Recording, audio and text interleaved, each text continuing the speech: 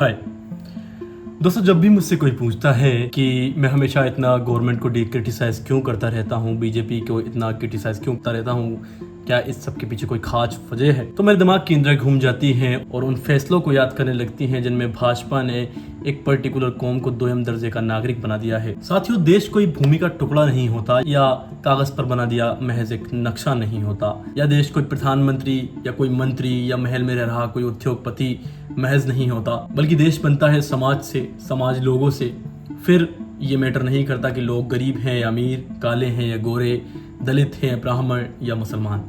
देश एक घर होता है जिसके अंदर कई कमरे होते हैं, जिसके अंदर अलग अलग नस्ल के लोग रह रहे हैं। जब सरकारें बाकी कमरों की रंगाई पुताई में लग जाए और एक कमरे को घिसा पिटा सड़ता हुआ छोड़ दे, तो क्या आप उस घर को व्यवस्थित कहेंगे? या दोस्तों, आपके घर के किसी एक कमरे में लाशें सड़ रही हो या वो कमरा जल रहा हो, तो आप बाकी घर में रह सकते हैं या घर को व्यवस्थित कह सकते हैं? नहीं। 2014 के बाद भाजपा सरकार ने कई ऐसे फैसले लिए हैं जिनमें देश की 25 करोड़ आबादी को दोयम दर्जे का नागरिक बनाकर रख देती हैं। आइए जानते हैं 9 reasons why I hate BJP. First, citizenship amendment act 2019। दोस्तों, तारीख थी 9 दिसंबर 2019। देश के गृह मंत्री अमित शाह संसद की मेज पर कुछ ऐसे कागज रखते हैं, कागज जो समेटे हैं ऐसे कानून जो तय करेंगे कि देश में कौन नागरिक रहेगा और कौन नहीं। आज मैं इस गरिमामय सदन के सामने एक ऐतिहासिक बिल लेकर उपस्थित हुआ।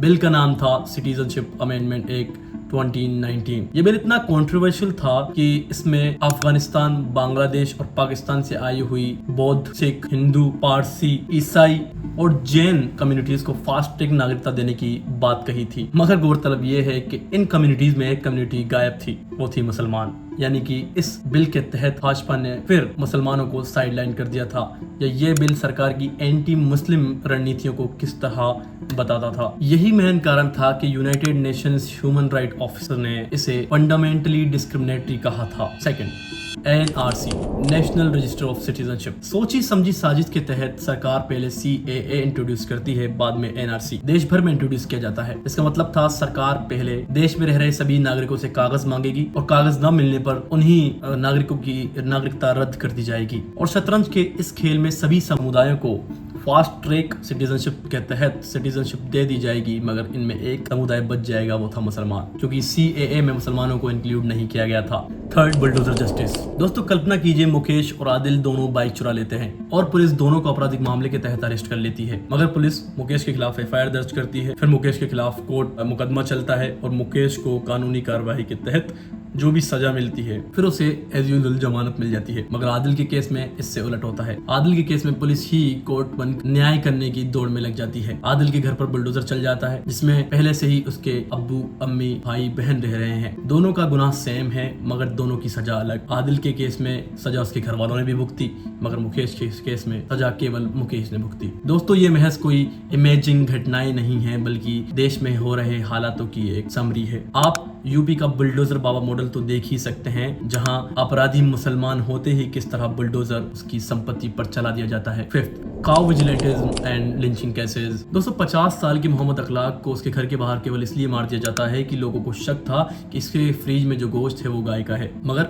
बाद में गोश्त मटन निकला। इन सब के बाद रोती भिलकती अशफाक की बेटी मीडिया से कहती है कि अगर वे गोश्त मटन हुआ तो क्या ये भीड़ मेरे अब्बू को वापस ला सकती है। दोस्तों, देश में 2014 के बाद काउ पॉलिटिक्स पे बहुत इजाफा हुआ है, जिसमें कई मुस्लिम लड़कों को भीड़ केवल इसलिए मार देती है कि उन्हें शक था कि ये लोग गाय की तस्करी कर रहे हैं। ऐसे कई उदाहरण हैं। 19 साल के जाहिद को जम्मू में भीड़ ने मौत के घाट इसलिए उतार दिया कि उन्हें शक था कि जाहिद ने गाय को मार डाला है, जबकि इन्वेस्टिगेशन में पता चलता है कि गाय पॉइजनिंग की वजह से मरी है। इसी तरह 13 अक्टूबर की भीड़ ने शिमला के पास नोमान को केवल इसलिए मार डाला कि उन्हें शक था कि ये गाय की तस्करी कर रहा है। दोस्तों, भीड़ का कोई चेहरा नहीं होता, मगर एक विचारधारा होती है।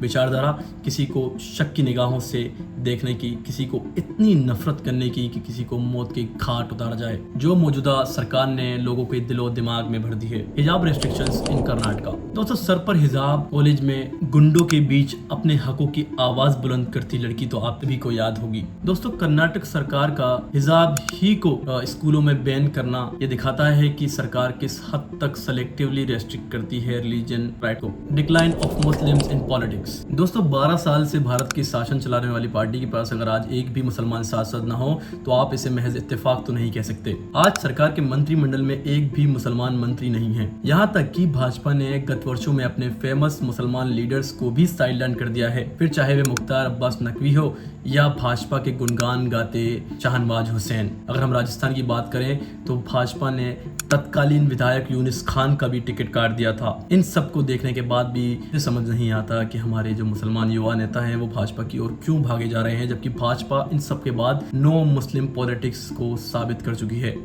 Hate speech by some BJP leaders. दोस्तों, ये बात अब इंटरनेट और हमसे छुपी नहीं है कि भाजपा नेता टाइम टू टाइम मुसलमानों के खिलाफ कितना जहर उगलते हैं। कई बार ये इतना गिर जाते हैं कि ये भारत की पॉलिटिक्स को शर्मसार तक कर देते हैं। फिर चाहे वो बिहार के एमएलए हरिभूषण ठाकुर हो जो कहते हैं कि इस बार दशहरे पर मुसलमानों को रावण की जगह जलाया जाए, फिर वो चाहे यूपी में एमएलए माहेश्वर सिंह हो जो कहते हैं कि देश का हिंदू अगर जाग गया तो मुसलमानों की दाढ़ी को खींचकर छोटी बना देगा और अगर देश में रहना है तो राधे राधे कहना होगा। फिर वो चाहे एमएलए राघवेंद्र सिंह प्रताप हो जो कहते हैं कि जो कोई मुझे वोट नहीं देता उनके अंदर मियाँ का खून है। फिर चाहे एमएलए टी राजा सिंह हो जो खुले मंच पर कहते हैं कि जिन्होंने योगी को वोट नहीं दिया उन्हें बुलडोजर का सामना करना पड़ेगा। दोस्तों, हमें ऐसी सरकार नहीं चाहिए जो रॉकेट्स को चांद पर पहुंचा दे मगर इंसानों को गटर में सड़ने के लिए छोड़ दें। जिस पार्टी की नींव ही मेरी कौम, मेरी नस्ल से नफरत पर टिकी हो, भले उस पार्टी से मैं कैसे मोह रख सकता हूँ। इन सब के बाद भी अगर आप मुझसे पूछते हैं कि why are you criticising BJP, तो शायद आपके दिलो दिमाग में जाले फंस गए हैं। खैर, आप समझेंगे भी कैसे जब तक खुद पर ना गुजरे कयामत कहाँ लगती है। इसी पर राहत इंदौरी साहब कह गए हैं, लगेगी आग तो आएंगे घर कई इज्जत में, यहाँ पर सिर्फ हमारा मकान थोड़ी है।